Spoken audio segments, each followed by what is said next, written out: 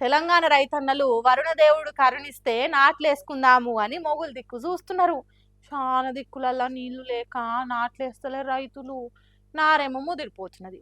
కానీ కొన్ని దిక్కులల్లా వానలు పడో కాలువలల్లో నీళ్ళు వచ్చో బావిలు బోర్లు ఆన్ చేసో నాట్లేస్తున్నారు రైతన్నలు. హాగో ఆ నాట్లేసే అక్కల దగ్గరికి మాజీ మంత్రి హరీష్ రావు సార్ పోయి ముచ్చట పెట్టిండు. అదేందో ఇందాం పాన్రి.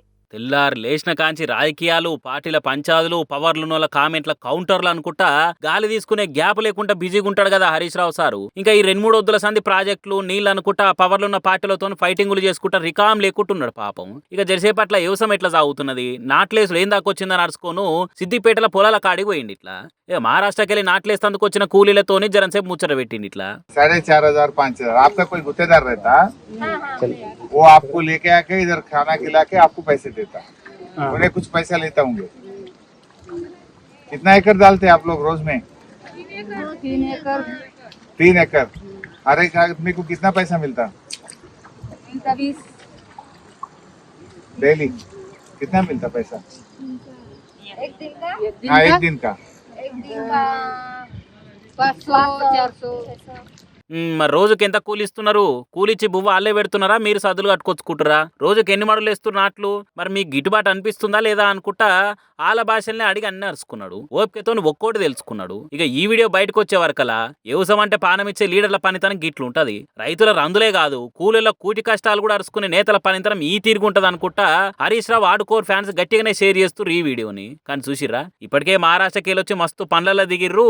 ఇప్పుడు నాట్లేసుట్లా వ్యవసాయంలో కూడా ఆడికెళ్ళొచ్చి అడుగు పెడుతుర్రా అనుకుంటా ఇంకొందరు మాట్లాడుకోబట్టిరిగా. మొన్న మధ్య మన దేశానికి వచ్చిన ఫ్రాన్స్ ప్రెసిడెంట్ ముంబై రోడ్ల మీద రన్నింగ్ చేసిండు. అట్లనే బయట కొన్ని దేశాల పిఎంలు ప్రెసిడెంట్లు డంబాచారం లేకుండా బయట తిరుగుతుంటారు. వాకింగ్లు రన్నింగ్లు చేస్తుంటారు. పబ్లిక్ కూడా వాళ్ళని పట్టించుకోరు. లీడర్ల కోసం పబ్లిక్ ను తిప్పల పెట్టుడు ఉండదు, వచ్చిపోయే వాహనాలు ఆపుడు ఉండదు. అట్లా మన దేశం ఎప్పుడైతుందో ఏమో అని రంది పడేటోళ్ళు ఎవరన్నా ఉంటే ఈ ముచ్చట చూస్తే తొందరలోనూ అసొంటి రోజులు మనకు కూడా వచ్చేటట్టే కొడుతున్నాయి అనుకుంటారు.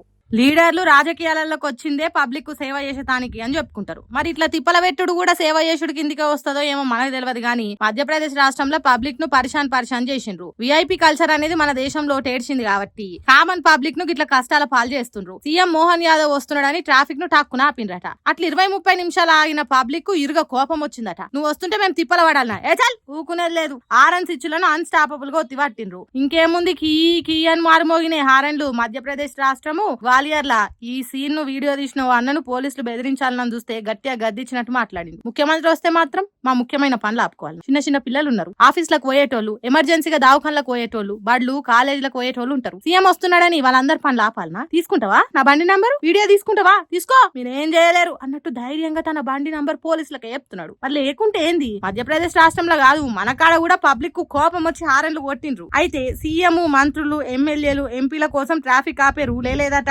రాష్ట్రపతి ప్రధాని బయట దేశం నుంచి వచ్చే ప్రధానులు ప్రెసిడెంట్లకు మాత్రమే ట్రాఫిక్ ఆపుతారట. అంతేగాని సీఎంల కోసము మంత్రుల కోసము ఎప్పుడు పడితే అప్పుడు ట్రాఫిక్ ఆపే రూలే లేదట. అయినా అడ్డగోలుగా ఆపుతారు. అందుకే హారన్లు కొట్టి సీఎం మోహన్ యాదవ్ చెవుల హారన్ మోతలు మారి మోగిపోవాలని అట్లా చేసిండ్రు గ్వాలియర్ పబ్లిక్. మరి పబ్లిక్ కోసము సీఎంలు మంత్రులు ఉన్నారా, లేకుంటే లీడర్ల కోసం పబ్లిక్ ఇట్లా రోడ్ల మీద నిలబడాలనా అనేది ప్రశ్నించకుంటే భారతదేశంలో బయటి దేశాల లీడర్ల తిరుగా కామన్ ఉండలేరు. కాబట్టి గిట్లనే నిలదీయాలంటున్నారు ఈ వీడియో చూసిన దేశం ఉన్న పబ్లిక్.